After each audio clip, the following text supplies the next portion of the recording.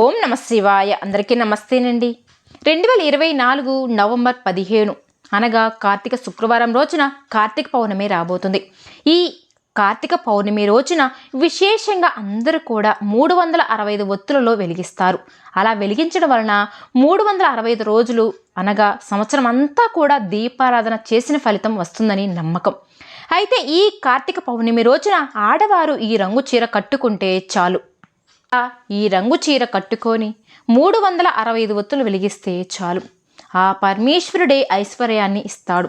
కార్తీక పౌర్ణమి రోజున ఆడవారు ఈ రంగు దుస్తులను ధరించడం వలన భర్తకు 100 ఏళ్ల ఆయుష్ వస్తుంది. దీర్ఘ సుమంగళి యోగం కూడా సిద్ధిస్తుంది. ధనానికి లోటే ఉండదు. ఆ శివపార్వతుల అనుగ్రహంతో పట్టిందల్లా బంగారం అవుతుంది. విపరీతమైన ధనలాభం కలుగుతుంది. మరి కార్తీక పౌర్ణమి రోజున ఆడవారు ఏ రంగు చీరను కట్టుకొని 365 ఒత్తులను వెలిగించాలి అనే విషయాన్ని మనం ఇప్పుడు ఈ వీడియోలో తెలుసుకోబోతున్నాం. వీడియోలోకి వెళ్ళే ముందు ఒక చిన్న రిక్వెస్ట్ అండి. ఓం నమ శివాయ అని కామెంట్ చేయండి. కార్తీక పౌర్ణమి హిందువులు జరుపుకునే అతిపెద్ద పండుగ. ఈ పండుగ రోజు శివయ్యకి ప్రత్యేక పూజలు అభిషేకాలు చేస్తారు. దేశవ్యాప్తంగా ఉన్న శివాలయాలు శివనామ స్మరణతో మారుమోగుతూ ఉంటాయి. ఈ పౌర్ణమి గురించి ప్రాచీన గ్రంథాలలో అనేక విధాలుగా ఆవిర్భవించారు. కార్తీక మాసంలో వచ్చే పౌర్ణమి కార్తీక పౌర్ణమి అని అంటారు. ఈ కార్తీక పౌర్ణమి అనేది హరిహరదాలకే అత్యంత ప్రీతికరమైనది. ఈ రోజున చేసే దీపారాధనకు విశేష ప్రాముఖ్యత కలిగి ఉంటుంది కూడా. శివ విష్ణువు దేవాలయాలు రెండిట ఈ రోజున నిండుగా దీపాలు వెలిగిస్తారు. గోపురం మీద ధ్వజస్తంభం ఎదుట, తులసి కోట దగ్గర దేవుడు సన్నిధిలోను, ప్రమిదలలో ఉసిరికాయల మీద బియ్యం పిండితో చేసిన ప్రమిదలలో ఇలా రకరకాలుగా దీపాలు వెలిగిస్తూ ఉంటారు. ఈ దీపాలను చక్కగా కుంకుమ పూలతో అలంకరిస్తారు కూడా. ఈరోజు ఆరిపోతున్న దీపంలో నూనె పోసి నా పుణ్యమే. అంతే కాదు, ఈరోజు అరటి దున్నెలో కూడా దీపాలు వెలిగించి చెరువులో, నదులలో మొదలైన జలపాతాలలో విడిచిపెడుతూ ఉంటారు కూడా.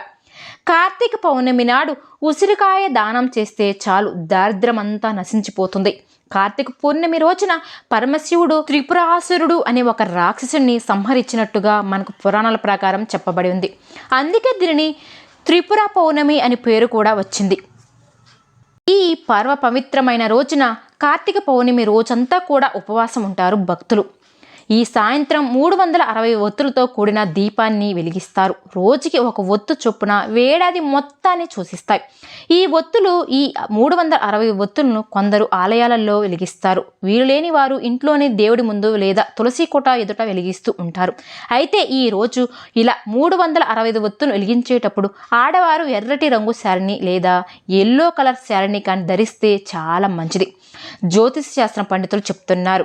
కాబట్టి కార్తీక పౌర్ణమి రోజున ఎల్లో కలర్ కానీ రెడ్ కలర్ కానీ దుస్తులను ధరిస్తే చాలు, సౌభాగ్యం పెరుగుతుంది, దీర్ఘ సుమంగళి యోగం కలుగుతుంది, అలాగే భర్త ఆయుష్ పెరుగుతుంది, అలాగే ధనధాన్యాలు కలుగుతాయి, ధన సంపదలు పెరుగుతాయి, శివపార్వతుల అనుగ్రహం ఖచ్చితంగా లభిస్తుంది, పట్టిందల్లా బంగారం అవుతుంది.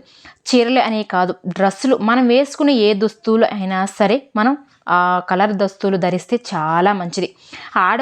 ఆడవారు మాత్రమే కాదు, పిల్లలు పెద్దలు అందరూ కూడా కార్తీక పౌర్ణమి రోజున గుడికి వెళ్ళేటప్పుడు, ఇంట్లో పూజ దీపారాధన చేసుకున్నప్పుడు లేదా గుడికి వెళ్ళేటప్పుడు ఈ కలర్ దుస్తులు ధరిస్తే చాలా మంచిది జరుగుతుంది. పరమేశ్వరుడి యొక్క అనుగ్రహం లభిస్తుంది. కాబట్టి అందరూ కూడా కార్తీక పౌర్ణమి రోజున ఈ రంగు దుస్తులు ధరించి శుభ ఫలితాలను పొందండి. సాగర మథనం సమయంలో సముద్రం నుండి పుట్టిన ఆలాహలాన్ని పరమశివుడు స్వీకరించి తన కంఠంలో నిలుపుకుంటాడు. అలా ఆలాహలాన్ని మంటలకు శివుడికి ఎక్కడ ప్రమాదం జరుగుతుందో అని పార్వతీదేవి ఎంతో భయపడుతూ ఉంటుంది. తన భర్తకు ఆ మంటల వల్ల ఏమీ కాకుండా ఉండాలని దానికి ప్రత్యేకంగా ప్రతి కార్తీక పౌర్ణమి రోజున తన భర్తతో సహా జ్వాలాతోరణం దాటుతానని అగ్నిదేవుడికి మొక్కుకుంటుంది. శివయ్యకి ఏమీ కాలేదు. దాంతో పార్వతీదేవి మొక్కుకున్న విధంగానే ప్రతి కార్తీక పౌర్ణమి రోజున పరమనిష్టతో పరమశివుడితో సహా జ్వాలాతోరణం దాటుతుంది. దానికి ప్రీతిగానే కార్తీక పౌర్ణమి రోజున గుడులలో జ్వాలా తోరణాన్ని ఏర్పాటు చేస్తారు. శివపార్వతుల ఆ తోరణం కింద నుండి దాటిస్తూ ఉంటారు కూడా. ఈ తోరణాన్ని కొంత గడ్డితో చేస్తారు, కొంత గోగుర నారను తాడుగా పేని చోటక మధ్యగాను 3 కర్రల మధ్యగాను తోరణంలాగా కడతారు. ఆ గడ్డిని అంటించగానే అది రెపరెపలాడుతూ కాలిపోతూ ఉంటుంది. ఆ మంట ఆరేలోపు స్వామివారిని 3 సార్లు తోరణం కిందగా తీసుకువెళ్తారు. భక్తులు ఈ జ్వాలా తోరణం కిందగా వెళ్తే నరక బాధల నుంచి తప్పుతాయని నమ్మకం. అలాంటి వారి కోసం కైలాస ద్వారం తెరుచుకొని ఉంటుందని చెప్తూ ఉంటారు కూడా. అలాగే తోరణం మండగా మిగిలిన గడ్డిని రైతులు ధ్యానగాథలలో వేస్తారు. పశువులకు తినిపిస్తూ ఉంటారు కూడా. దీనివలన పాడిన పంటలు సమృద్ధిగా లభిస్తాయి అలా అని నమ్ముతూ ఉంటారు భక్తులు. మండిన మండిన బూడిద ఉంటుంది కదా, అదిలో చిన్నపిల్లలకి బొడ్డులో పెట్టుకున్నా కూడా నరదిష్టి భూత పితాతల పీడ ఉండదు అని నమ్మకం. ఇదంతా కూడా మన పెద్దలు చెప్తూ ఉంటారు. దీనిలో ఇలాంటివన్నీ పాటిస్తూ ఉంటే చాలా మంచి జరుగుతూ ఉంటుంది. దానితో పాటు ఆ శివ యొక్క అనుగ్రహం ఖచ్చితంగా మనకి కలుగుతుంది. అయితే మనము జ్వాలాదూరణం జరిగేటప్పుడు మనం మేలుకుగా ఉండాలి, లేకపోతే అగ్ని ప్రమాదం జరగవచ్చు.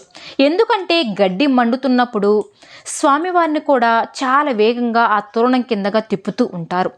కాబట్టి కుదిరిన వారు కూడా కార్తీక పౌర్ణమి రోజున జ్వాలా తోరణం కిందగా 3 సార్లు వెళ్ళండి. నరక బాధల నుంచి తప్పించుకోండి. విన్నారు కదండి. ఈ వీడియో కనుక నచ్చితే లైక్ చేయండి, మా ఛానల్ని సబ్స్క్రైబ్ చేయండి. ఓం నమ శివాయ కామెంట్ చేయండి.